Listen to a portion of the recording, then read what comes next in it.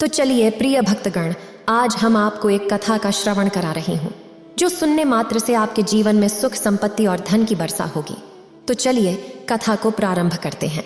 भगवान शिव माता पार्वती से कहते हैं, इंसान के जीवन यात्रा में कई बार इंसान स्वयं को एक चुनौतीपूर्ण क्षण में पाते हैं। उसे बड़े निर्णय कई बार लेने पड़ते हैं, लेकिन उस इंसान को यह नहीं पता होता कि यह सही है या गलत। क्या उस निर्णय का परिणाम इंसान के जीवन में आनंद लाएगा या कठिनाई। लेकिन कई बार इंसान के पास सही निर्णय लेने के लिए सुझाव नहीं होते और वह इंसान जल्दबाजी में निर्णय कर लेता है। फिर उस निर्णयों के कारण उसका जीवन सुखद हो सकता है या फिर यह नरक से भी भयंकर हो सकता है। इसलिए सही निर्णय लेने की क्षमता इंसान के जीवन में सफलता प्राप्त करने के लिए अत्यंत आवश्यक है। अगर आप यह कहानी सुन रहे हैं तो पूरा सुनिए। इस कथा को आधा अधूरा छोड़कर जाने की गलती मत करिएगा, क्योंकि इस पवित्र कथा को पूरा सुनने से मन चाहा फल की प्राप्ति होगी। इसलिए इस कथा को पूरा सुने। आप शिव भक्त हैं तो भोलेनाथ का अनादर ना करें। सो हे देवी, चलिए आज की इस उपदेश कथा के माध्यम से जानते हैं कि मानव के जीवन में सही निर्णय कैसे लिए जाएं और सही निर्णय लेने के तरीके क्या हैं। तो बिना किसी विलंब के हम कथा शुरू करते हैं। श्रोताओं, कुछ साल पहले की घटना है। एक छोटे से राज्य में एक सन्यासी विचारशीली जीवन बिता रहे थे। उन्हें अपने ध्यान के प्रयासों के लिए सारे स्थानों पर प्रशंसा मिल रही थी। उन संत को बहुत ज्ञानी माना जाता था। वे लोग दूर दूर से उनके पास आते थे ताकि वे अपनी समस्याओं का समाधान प्राप्त कर सकें। चाहे उनके पास कोई भी समस्या हो, उन्होंने समाधान निकाला।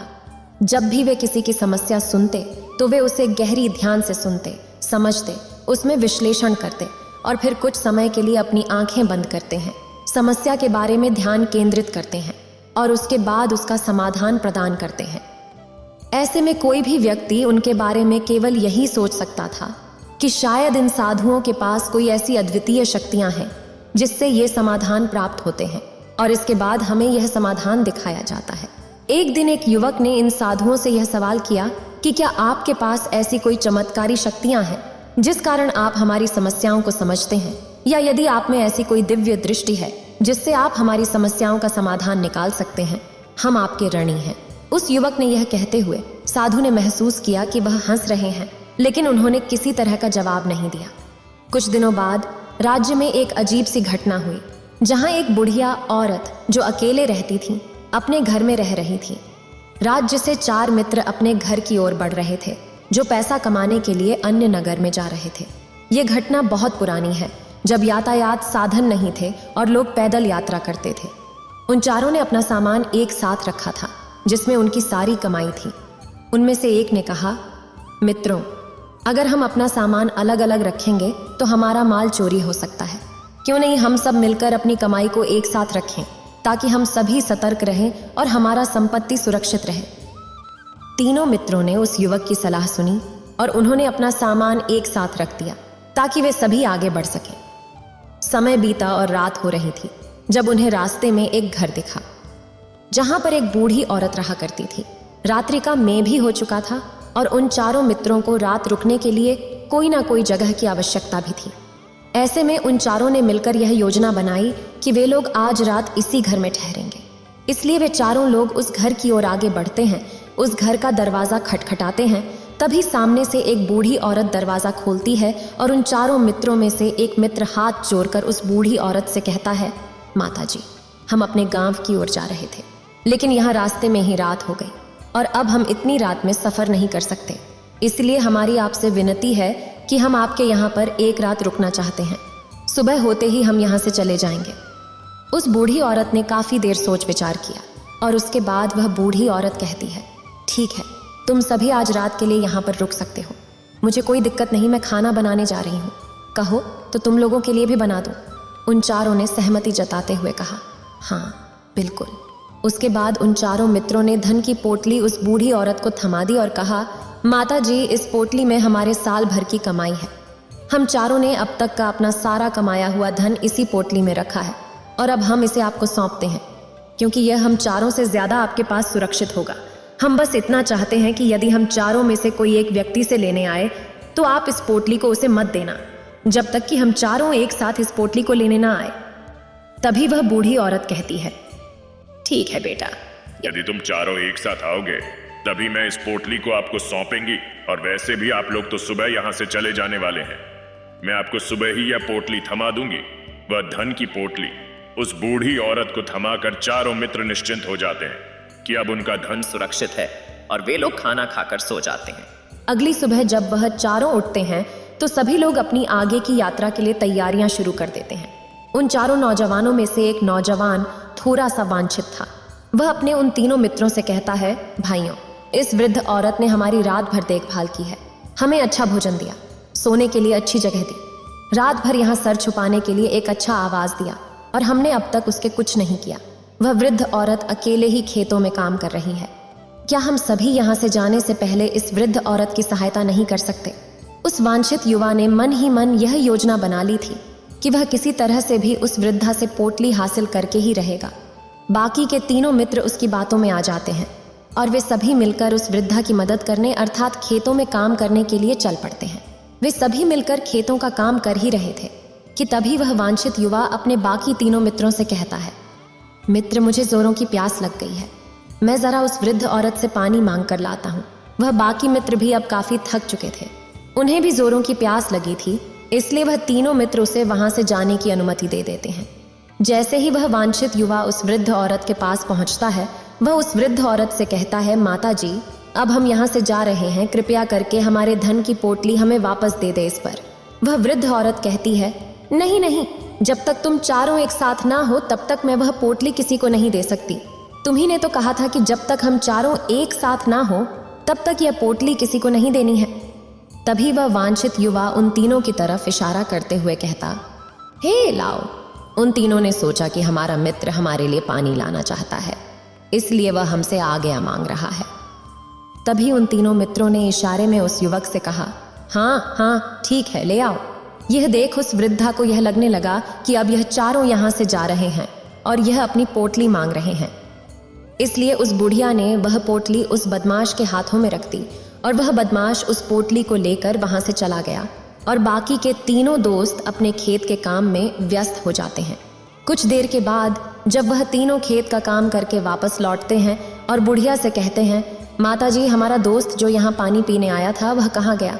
इस पर वह बुढ़िया कहती हैं, क्या वह पानी पीने आया था? पर वो तो कह रहा था कि हम चारों जा रहे हैं, कृपया करके हमारे धन की पोटली हमें थमा दे। तब तीनों बड़े आश्चर्य होकर उस बुढ़िया से कहते हैं, माता जी, हमने भला कब कहा वह पोटली मांगी थी? हमें तो प्यास लगी थी और हमने पानी के लिए इशारा किया था। तभी बूढ़ी औरत उन तीनों से कहती हैं, परंतु अब तो वह पोटली लेकर जा चुका है।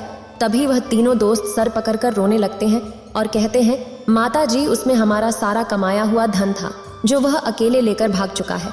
हमने तो आपको कहा था कि जब तक हम चारों एक साथ ना आए तब तक आपको वह पोटली किसी को नहीं देनी है। फिर आपने ऐसा क्यों किया? इसमें आप ही की गलती है। हमने आपको उस बोरी की हिफाजत के लिए रखा था और आपने उसे एक ऐसे आदमी के हाथों में दे दिया जिसने हमारा सारा धन हमसे लूट लिया। हम बर्दाश्त नहीं करेंगे। हम राजा के पास जाएंगे और राजा से आपकी शिकायत करेंगे, न्याय की मांग करेंगे। अब तो इस बात का राजा ही फैसला करेंगे। तीनों युवक क्रोधित होकर राज दरबार में पहुंच जाते हैं और अपनी सारी समस्या उन राजा को बता देते हैं। जब वह राजा उन तीनों युवकों की बात ध्यानपूर्वक सुनता है तो वह तुरंत ही उस बुढ़िया को राज दरबार में पेश होने का आदेश देता है। राजा के आदेश पर राजा के सैनिक तुरंत ही उस बूढ़ी औरत को राज दरबार में पेश करते हैं और राजा भरी दरबार उस बूढ़ी औरत को दोषी करार कर देता है और कहता है, तुम्हें वह बरी उस अकेले व्यक्ति को नहीं देनी चाहिए थी।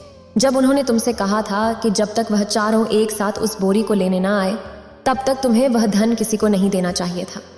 इसमें तुम्हारी गलती है और अब तुम्हें इसका हर्जाना भरना होगा। तुम्हें इनका धन लौटाना होगा। राजा का यह आदेश सुनकर बूढ़ी औरत फूट फूट कर रोने लगती है और राजा से मदद की गुहार लगाती है और कहती हैं, हे राजन, मैं तो एक बूढ़ी औरत हूँ और मेरे पास इतना धन नहीं है और ना ही मेरे घर में कोई ऐसा है जो धन कमाता। मेरे पास इतना धन नहीं कि मैं इनका धन लौटा सकूं।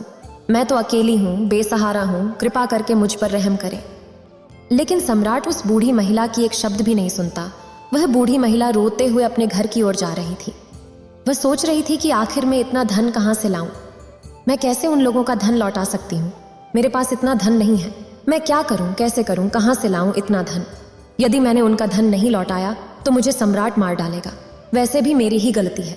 जब उन चारों ने मिलकर मुझसे कहा था कि जब तक हम चारों एक साथ नहीं आते तब तक वह पोटली किसी को नहीं थमाएगा, फिर भी मैंने वह पोटली केवल उस एक व्यक्ति को थमा दी।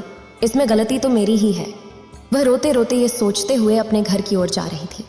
तभी रास्ते में उस बूढ़ी महिला को वही संत मिले जो उस नगर में किसी भी समस्या का समाधान बड़ी ही सरलता और सहजता से करते हैं। उन्होंने उस बूढ़ी महिला से कहा, क्या बात है बेटी, क्यों रो रही हो? इस पर वह बूढ़ी महिला उस संत को सब कुछ सच सच बता देती हैं और कहती हैं, अरे महाराज, इसमें गलती तो मेरी ही है।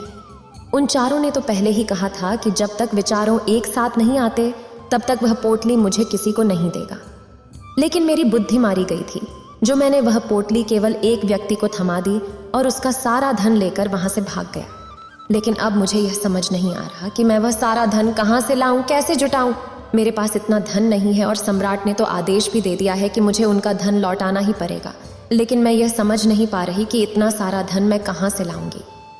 तभी वह संत उस बूढ़ी महिला से कहते हैं, शांत हो जाओ, मैं कोई ना कोई रास्ता जरूर निकाल लूंगा। इतना कहकर वह संत वहीं पर बैठ जाते हैं, ध्यान करने लगते हैं। कुछ देर के लिए आंख बंद कर सोचते हैं, विचार करते हैं, मौन रहकर वह समस्या का समाधान निकालते हैं। और उसके बाद वह उस बूढ़ी महिला से कहते हैं, बेटी, सम्राट ने फैसला किया है, वह बिल्कुल गलत है। आपने जो किया इसमें आपकी कोई गलती नहीं है। सम्राट का निर्णय गलत है। उन महात्मा के इतना कहने पर बूढ़ी महिला चुप हो गई और यह सोचने लगी कि आखिर सम्राट का निर्णय कैसे गलत हो सकता है। सम्राट तो सभी के लिए न्याय ही करते हैं और वह कभी किसी पर अत्याचार नहीं करते। फिर आखिर आज सम्राट का निर्णय कैसे गलत हो गया? उन महात्मा और उस बूढ़ी महिला की बात आसपास के खड़े लोग सभी लोग सुन रहे थे और वे लोग भी बड़े हैरान में थे, क्योंकि सम्राट का निर्णय कैसे गलत हो सकता है। सम्राट ने तो बिल्कुल सही निर्णय लिया है। इस बड़ी महिला ने ही गलती की है। उन चारों का धन केवल एक ही को थमा दिया। ऐसे में इस बूढ़ी महिला को उनका धन तो लौटाना ही चाहिए। सम्राट ने गलत निर्णय सुनाया है। तभी वह महात्मा उस बूढ़ी महिला से कहते हैं, जाओ और सम्राट के दरबार में कह दो कि हे सम्राट, आपका निर्णय गलत है और सही क्या है, गलत क्या है, इसका निर्णय संत बताएंगे। पहले तो बूढ़ी महिला इतनी हिम्मत ही नहीं जुटा पा रही थी कि वह सम्राट के दरबार में जाकर भरे राज दरबार में सम्राट को यह कह सके कि सम्राट, आपका निर्णय गलत है। लेकिन जैसे तैसे उसने हिम्मत जुटाई और वह वापस सम्राट के दरबार लौटी। उसने डरते हुए भरे राज दरबार सम्राट से बूढ़ी धराती आवाज में कहा कि सम्राट, आपने जो निर्णय किया है वह निर्णय गलत है। इतना कहकर उसने सम्राट को सारी बात सच सच बता दी। उस बूढ़ी महिला की बात सुनकर सम्राट बहुत क्रोधित हुआ। सम्राट ने उस बूढ़ी महिला से कहा, कौन है वह महात्मा जिसने मेरे निर्णय को गलत बताया है? क्या उन्हें नहीं लगता कि मैंने सही निर्णय लिया है? मैं हर दिन कई निर्णय लेता हूँ, कई निर्णय करता हूँ, लेकिन आज तक कभी किसी ने मुझसे यह नहीं कहा कि मेरा निर्णय गलत है। यदि उन महात्मा ने मुझे सही निर्णय ना सुनाया, उन्हें फांसी की सजा दे दूंगा। यह बात पूरे नगर में फैल गई। सभी लोग जानने के लिए हैरान थे कि आखिर वह साधु ऐसा कौन सा निर्णय सुनाने वाले हैं जो सम्राट से भी उचित होगा, जिसमें सभी के लिए न्याय होगा। सम्राट ने अपने सैनिकों को तुरंत ही आदेश दिया कि जाओ और महात्मा को सम्राट के दरबार में लाओ। राजा की आज्ञा के अनुसार वे सैनिक तुरंत ही उन संत को लेने के लिए निकल पड़े। वे लोग कुछ ही देर बाद उन संत को लेकर राज दरबार पहुंचे। राज दरबार में सभी लोग उपस्थित थे और सभी लोग उन संत के फैसले का इंतजार कर रहे थे। उन संत को देखकर राजा कहता है, महाराज, आपको ऐसा क्यों लगता है कि हमने जो फैसला किया है वह गलत है? इस बुढ़िया ने यह वादा किया था कि वह चारों लोगों को एक साथ ही वह पोटली देगी, फिर आखिर उसने अपना वादा क्यों तोड़ा? इसने यह गलती क्यों की कि इसने केवल एक ही को पोटली थमा दी और वह उनका सारा धन लेकर यहाँ से भाग गया? तो क्या इसमें इसकी गलती नहीं है? क्या इससे इनका धन नहीं लौट आना चाहिए? इस पर वह साधु बड़ी विनम्रता से राजा से कहते हैं, हे राजन, ये आपका फैसला था, लेकिन मैं आपसे कुछ कहना चाहता हूँ। इस पर राजा कहता है, ठीक है, कहिए आप क्या कहना चाहते? इस पर वह साधु बड़ी विनम्रता से राजा से कहता है, हे राजन, जैसा कि वादा किया गया था कि पोटली एक साथ उन चारों को ही दी जाएगी, तो अभी तो यह केवल 3 है, चौथा कहाँ है? तो इनसे कहिए कि यह लोग यहाँ से वापस जाएं और अपने उस चौथे मित्र को यहाँ लेकर आए, तभी इनका धन वापस किया जाएगा। उस राज दरबार में हर कोई इस बात को सुनकर बहुत खुश हुआ। सभी ने उन संत की बहुत तारीफ की। राजा भी उन संत के इस फैसले से पूरी तरह से सहमत था। राजा तुरंत ही उन संतों के सामने सिर झुका लेता है और हाथ जोड़कर उनसे कहता है, अहो महाराज, आपका यह निर्णय हमारे मन में क्यों नहीं आया? मैंने इसे इस प्रकार से क्यों नहीं सोचा? तभी उस संत ने उस राजा से कहा, हे महाराज, आपके पास अन्य काम भी होते हैं। आप पूरे दिन व्यस्त रहते हैं और आपको जल्दबाजी में निर्णय लेने पड़ते हैं। आपने इस मामले को समझा नहीं, लेकिन आपने इसे देखने में गलती की। आपने केवल ऊपरी तौर पर देखा। आपने इसकी गहराई तक जानने का प्रयास तक नहीं किया। यदि आपने इस मामले की गहराई को देखा होता, समझा होता, तो आप भी इसी नतीजे पर आते। जब तक हम किसी मामले की गहराई तक नहीं जाते, तब तक हम उसका सही समाधान नहीं निकाल सकते। लेकिन हम में से अधिकांश लोग तो अपने निर्णय केवल जल्दबाजी में लेना चाहते हैं, भले ही वह मामला कितना भी गंभीर क्यों ना हो। हमें तो बस अपना हक चाहिए, हमारा नाम होना चाहिए, भले ही निर्णय हमारे लिए आगे चलकर हमें नुकसानदायक क्यों ना हो। लेकिन हम तो उस मामले की गहराई तक जानने के लिए सोचते तक नहीं। तभी वह राजा उन संतों से कहते हैं, हे महाराज, क्या आपके पास कोई अद्भुत शक्तियां हैं? क्या आपके पास ऐसी कोई चमत्कारिक शक्ति है जिसे आप सवाल करते हैं और बदले में वह आपको जवाब देती है, जिससे आप सही और सटीक निर्णय लेते हैं? राजा की यह बात सुनकर वह संत मुस्कुराने लगे और राजा से कहते हैं, हिरण्य, यह सवाल मुझसे कई लोगों ने पूछा है और मैंने कभी किसी का जवाब नहीं दिया। लेकिन आप इस राज्य के राजा हैं, इसलिए मैं आपके इस प्रश्न का उत्तर देता हूँ। आप में से कई लोगों को यहाँ ऐसा लगता है कि मेरे पास कोई अद्भुत शक्तियाँ हैं जिससे मैं बात कर सकता हूँ, जिससे मैं कोई भी समस्या का समाधान पा सकता हूँ। लेकिन मैं आपको एक बात सच सच बता देता हूँ, मेरे पास ऐसी कोई शक्तियाँ नहीं हैं।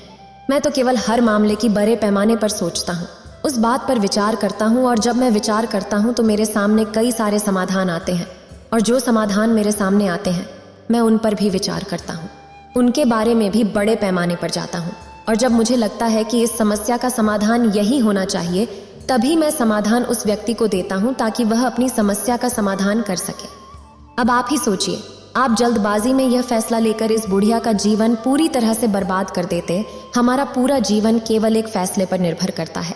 यदि वह फैसला सही हुआ तो हमारा जीवन अच्छा बन जाएगा, और यदि वह फैसला गलत निकला तो हमारा जीवन नरक से भी बदतर हो सकता है। इसलिए यदि आप सही और सटीक फैसला लेना चाहते हैं तो आपको मौन रहना सीखना पड़ेगा। मौन रहकर उस पर विचार करना सीखना होगा, क्योंकि हमारे फैसले ही हमारा भविष्य तय करते हैं, हमारी जिंदगी का अगला पड़ाव तय करते हैं। फिर चाहे वह फैसले छोटे हों या बड़े, वे ही हमारी जिंदगी को निर्धारित करते हैं। इसलिए सबसे पहले हमें सही फैसले लेने के लिए मौन रहना सीखना आवश्यक है, उन पर विचार करना आवश्यक है। और जब आप ऐसा करते हैं तो आपके सामने एक ही समझ के कई सारे समाधान निकल कर आते हैं, और जब आप उन पर गौर करेंगे तो आपको यह समझ में आएगा कि उन फैसलों का समाधान कैसा होना चाहिए, कि समाधान से आपको क्या फायदा होगा और क्या नुकसान होगा, या उस समाधान पर सोच और विचार करने पर ही आप उसे समझ सकते हैं। और तभी आप यह निर्णय भी ले सकते हैं कि क्या यह समाधान उचित रहेगा या नहीं। और यह सब संभव हो सकता है यदि हम कम बोलना शुरू करें, अब पूरी तरह से मौन हो जाए। इसका अर्थ यह है कि आप भीतर से शांत हो जाएं, और जब आप भीतर से शांत होने लगते हैं तो आपका मन स्पष्ट होने लगता है, साफ होने लगता है, और आप किसी भी चीज पर सोच विचार कर सकते हैं। और जब आप भीतर से शांत होने लगते हैं तो आप ऊपर से भी कम बोलते हैं, और जब आप धीरे धीरे कम बोलने के आदी हो जाते हैं तो आप साफ और स्पष्ट तौर पर सोच और समझ पाते हैं। आपके विचारों में शुद्धता आ जाती है, जिससे आपको यह सरल और विशाल शब्द परिवर्तन मिलता है। यह सही और गलत का निर्णय करने के लिए कौन कौन से निर्णय सही हैं, इस पर विचार करना होगा। उस स्थिति में आपको कैसे आचरण करना चाहिए और कैसे नहीं, यह निर्णय लेना होगा। लेकिन अधिकांश लोग अपने आत्मसमर्पण और आत्मसमर्थन को साबित करने के लिए, अधिक बोलने के लिए, वे यह सोचते हैं और यह कहते हैं कि उनके शब्दों को सीरियसली नहीं लिया जाता है। उनको ऐसा लगता है कि बातचीत का एक प्रमुख तरीका है, लेकिन वे यह भूल जाते हैं कि अधिक बोलने से वे मूर्खता में पड़ जाते हैं। लोग हंसी उड़ाते हैं, उन्हें मूर्ख माना जाता है, और वे दूर हो जाते हैं क्योंकि उनकी बकवास पसंद नहीं आती। जब आप आंतरिक शांति की कोशिश करते हैं और धीरे धीरे आप आंतरिक शांति में पहुंचते हैं, तो आप स्वयं को ऊपरी स्तर पर कम बोलने का प्रयास करते हैं। इससे आपके मन में, आपके ब्रेन में एक स्पष्ट और स्वच्छ विचार उत्पन्न होते हैं, और आप स्वयं को स्पष्ट रूप से समझते हैं, देखते हैं कि आपको कब, क्या, क्यों और कितना बोलना चाहिए, और आपको कब, कैसे, क्यों, कौन सा निर्णय सही है या नहीं। यह भी आप सही से समझते हैं। जब आप कम बोलना शुरू करते हैं तब आपको यह बात समझ में आती है कि हम जो बकवास करते हैं उससे हमारी ऊर्जा कितनी व्यर्थ हो जाती है, नष्ट हो जाती है, जिसे हम किसी आवश्यक काम में लगा सकते हैं। यहाँ एक शानदार उदाहरण है। स्कूल में पढ़ाई करते समय या फिर आज भी आप पढ़ाई कर रहे हैं तो आपने देखा होगा कि जो छात्र होनहार और होशियार होते हैं वे बहुत कम बोलते हैं और अपना समय उचित क्षेत्र में लगाते हैं। वे अधिकांशतः अपना समय मौन रहकर ही बिताते हैं। इसके कारण वे पढ़ाई में बहुत तेज होते हैं। जो कुछ भी वे पढ़ना चाहते हैं वह उसे याद कर लेते हैं। लेकिन वहीं पर दूसरी तरफ जो लोग बहुत अधिक बोलते हैं, यदि आप उन्हें पूरे 24 घंटे भी दे दें तो भी वह उस तरह से उन चीज़ों को याद नहीं रख सकते जिस तरह से वह मौन रखने वाले बच्चे उन बातों को याद कर लेते हैं। और महान चाणक्य ने भी यही कहा है कि जो व्यक्ति यह समझ जाता है कि उसे कब, कहाँ और कितना बोलना चाहिए, उस व्यक्ति को सफल होने से कोई नहीं रोक सकता। और आप इतिहास उठाकर देख सकते हैं, आज तक जो भी लोग महान हैं, जो लोग सक्सेसफुल बने हैं, उन लोगों की आदत बहुत कम बोलने की है। उनका पूरा ध्यान केवल अपने लक्ष्य पर होता है और अपना पूरा समय वह अपने लक्ष्य को पाने में ही लगा देते हैं। इसीलिए आपको भी यह आदत अपने जीवन में उतारनी चाहिए। और कम बोलने का अर्थ यह नहीं कि आप ऊपर से कम बोलें, बल्कि आप भीतर से कम बोलें। भीतर से शांत रहिए। यदि आप रोज इसका अभ्यास करते हैं तो केवल कुछ दिनों में ही इससे होने वाले लाभ आपको आपके सामने नजर आने लगेंगे। यह कहकर संत शांत हो जाते हैं। फिर भगवान शिव इस कथा का यहीं पर समाप्त करते हैं। इस वीडियो को बोलते समय कोई त्रुटि हो तो मैं क्षमा चाहती हूँ। उम्मीद है आप सभी को यह वीडियो अच्छी लगी होगी। अगर आप शिव के सच्चे भक्त हैं तो चैनल को सब्सक्राइब और वीडियो को लाइक करके कमेंट में हर हर महादेव लिख दीजिए।